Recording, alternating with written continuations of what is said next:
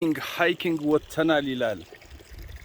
የዳሞት ተራራን እያካለልን ያለነው በሚገርም ሁኔታ።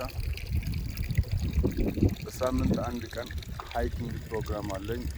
ክብደት ለመቀነስ በማደርገው ጉዞ ላይ በጣም ከጠቀሙኝ ነገሮች አንዱ ሃይክ ማድረግ ነው እና ደስ የሚል ተፈጥሮ እያየው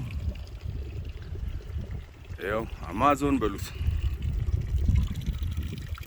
ከዛ በኋላ የት ደረስኩ? ይሄው የተፈጥሮ ምንጭ ውሃ ማለት ነው። እዚህ እያቀዘቀዝን ነው። አያችሁ፣ ለዚህ አድርገን አቤት ጥፍጥና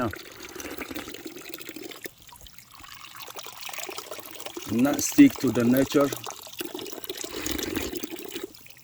Nature has everything. Okay, ጉዟችንን አሁን እንቀጥላለን።